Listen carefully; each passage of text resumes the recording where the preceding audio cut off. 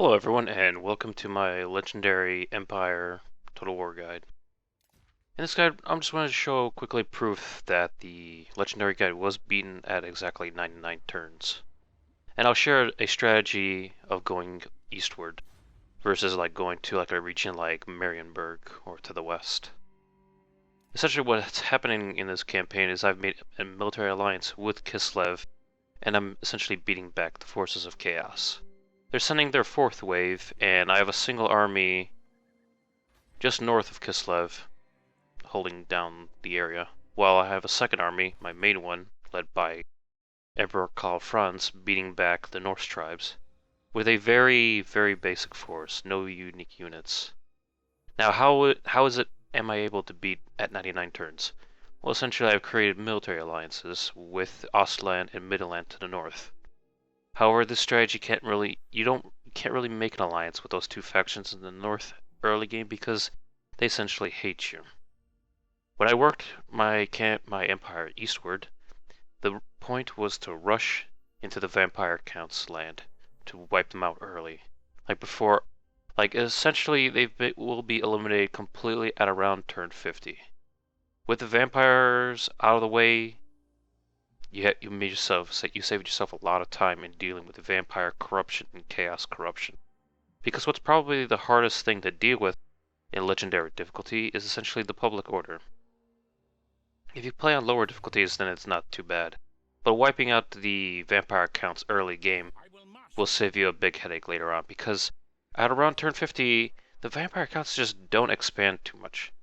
If they don't expand, the only reason they really expand is when the Warriors of Chaos come down the north and they start destroying the villages. Then the vampire counts then start expanding their borders, taking new towns, and spreading vampire corruption.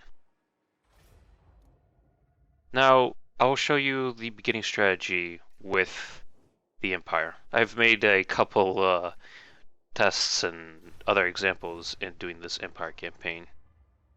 Essentially what we're doing is we're going off exactly from the last guide of once you secure Reichland, you secure borders and you have no enemies. You could then take your conquest eastward. A lot of people suggest going to Marienburg for that port, but then you have to focus more of your men and resources on heading northwest. While honestly, I would prefer to go east, because then you can just sack and raid the vampire counts towns and get quite a lot of money. You can reinforce, and all that money you could give it to Reichland to improve your military buildings, your economic buildings. And you only have to use one army to do this. You don't need 2 stacks. Like Stirland, I was able to take Wertbad very quickly, and Stirland has essentially fallen. All you have to do is beat their 1 stack that's more than likely could be stationed in Wertbad, or is on probably trying to do their conquest eastward. And once you beat them, you essentially have control of the area. For the initial stages of invading Stirland, they could have you want to keep your army very close to the border and then get ready to do an ambush. If there is a stack in Wertbad, then trying to take on a stack plus the castle is just not worth it. Thus, doing an ambush is a much better choice. There's a very small curve to the bend of this road here. You would set your main army to move from across the river and set them in ambush stance. You have a 70% chance that your ambush will work. The enemy, Stirland, will not see the stack, and they will charge that stack in Wertbad right into Reichland territory. And that's essentially where your main stack will ambush the Stirland army and wipe it out, if it is stationed in Wertbad. If it's not, you can take the castle without any problems. Averland is not going to attack you from the south, and Talabakland is not going to attack you from the north, because you can make non-aggression pacts with all these factions, and they'll actually respect it. They won't attack you. With the finances of sacking and raiding like Schwarzorfen, Stirland, the vampire counts, I'm able to just keep a steady supply of money heading towards my capital region. Personally, I would focus as quickly as possible in getting your villages rank 3 and your defensive garrisons to rank 2 as quickly as possible. If you really want to discourage your neighbors to not attack you, you have to build walls for your villages, because they become prime targets if they don't. You might think like, oh, maybe I'll build something, maybe I'll build more economic towns, or maybe I'll build more military buildings. It just isn't worth it. You need those walls up, because the AI treats it like a stack. Most of the time when it comes to the villages with walls, the AI will send about maybe 2 stacks, maybe 2.5 stacks, just to take on a simple village without a garrison, with just walls and the base garrison. And not to mention, when they start sieging it, it gives you time to mount a counterattack. Let's say you want to build a new army or anything like that. It gives you time to react, instead of just like a village where they'll just quickly sack and raid. As for Call France, my main army, you would primarily focus on going down the campaign skills right off the start. There's no reason to go down. You would later work on leadership, and it is suggested to go down leadership, because when the vampire counts start fighting you, they will attack you with like stacks of 2 to 3. But you shouldn't really worry too much about the vampire counts. They have the advantage in numbers, but they don't have the advantage of fighters. Like one swordsman unit can beat back like 3 to 4 skeletons, warriors, or zombies, no problem. What you're probably going to have to be doing though is like corner camping. And as much as I hate to say it, it is the best strategy against vampire counts. You'll have your swordsmen in the front lines, and you'll have your ranged units in the back. Your ranged units can deal with the monsters without a problem, and your swordsmen in the front line can hold back the enemy. You will keep your Reiksguard back in reserve, and if you see a gap, like let's say the battle just keeps going and you see a gap, you will then break through that gap with your Reiksguard, flank around and hit one of the large blobs of enemies that are trying to flank you. Let's fast forward to a slightly further in this campaign. It's just another test about 50 turns in. It's about turn 50 you want to destroy the vampire counts, because you do need a little bit of time to actually deal with in trying to remove the vampire corruption. This is also about the same time where chaos is starting to spread across the lands too. Where they send like their first initial agents, or that +1 chaos per turn. Essentially, in this playthrough, I was testing another thing as well. I tried to create vassals out of my neighbors, Averland and Talabecland. However, I would personally suggest you not to do this. For some reason, vassals is a very random variable in whether they like you or not. They can help you out a lot significantly, like dealing with like rebellions. They will send out their armies and kill the rebellions for you, which is great.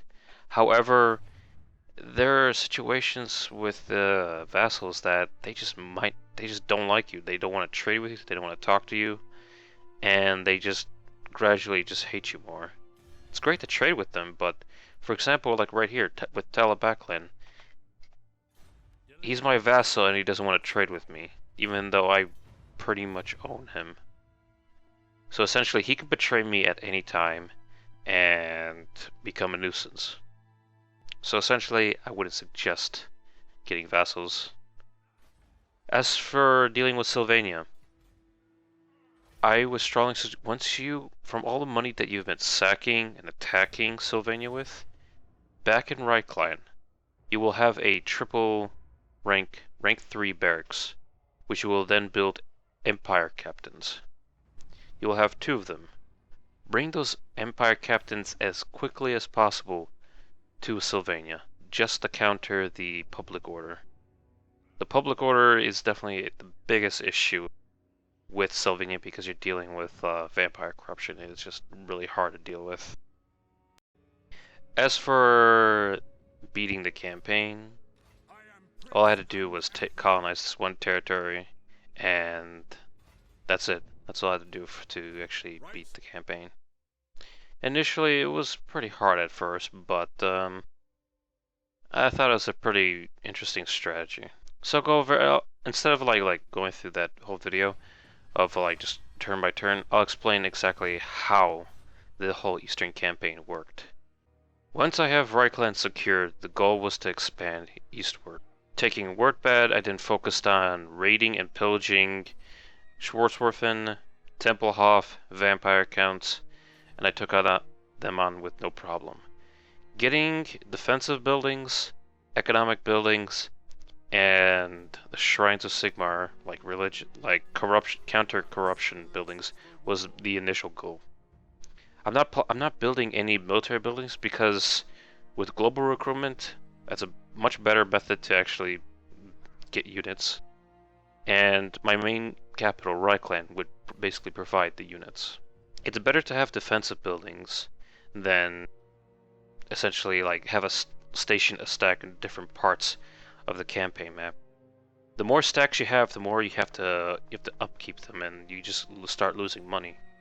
Like the majority of my campaign, I had maybe 2 stacks.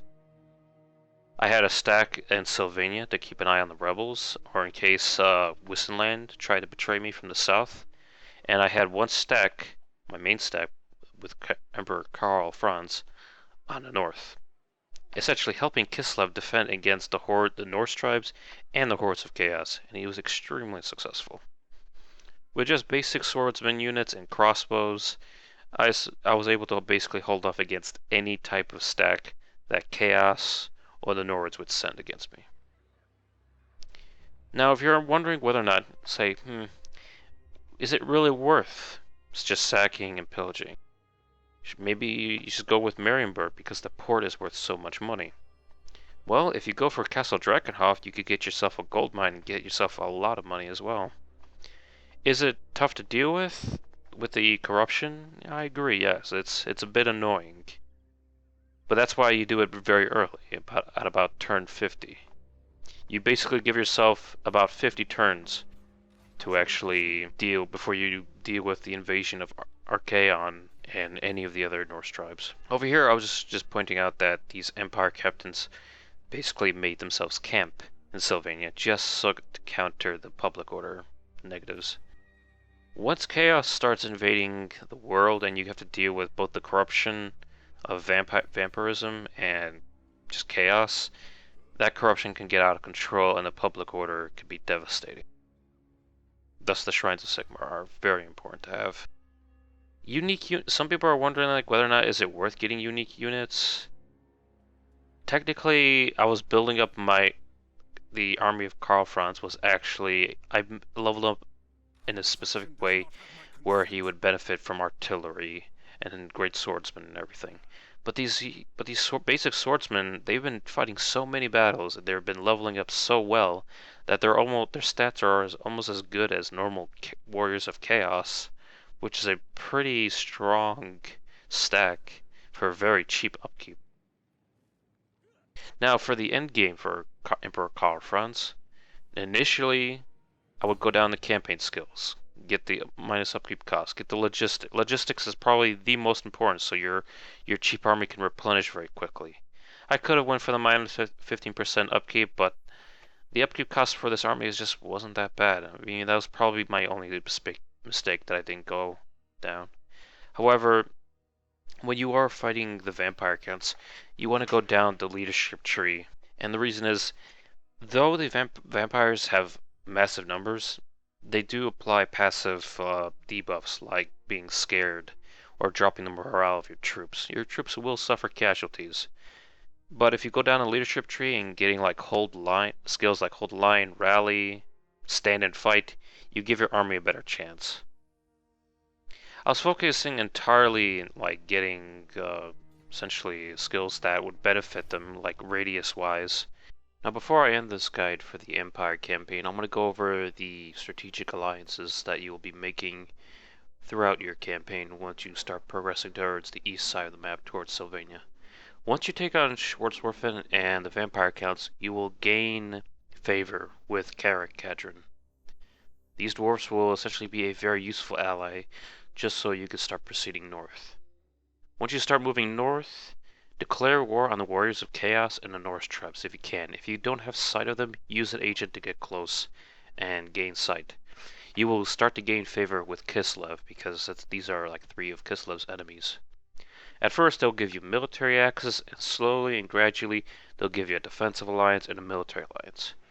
And if you have a hard time dealing with all the hordes of chaos or the Norse tribes, you call up the Karakatrin for backup or Kislev. The Northern Empire factions will not join you at first, but as you continue your war against Warriors of Chaos and Norse tribes, they eventually will ally with you, and you can essentially get to the stage where I'm at, where half the Empire belongs to, where essentially you beat the campaign. Is it worth taking the, like, I could make a confederation with those Empire factions, but the thing is, it's not worth it. Because more than likely, yeah, sure, I can handle the upkeep costs and everything, but the biggest problem is the upkeep. The AI don't have this issue of like dealing with -8 public order. So once you take all that, try to make a confederation, and you try to take all that territory, you're gonna have a problem, and it's just not worth it. You're better off having a minimal amount of territory and taking one province at a time, so you can actually invest in those territories, and then progressing forward with your campaign. I do hope you guys enjoyed the video, and I'll see you next time.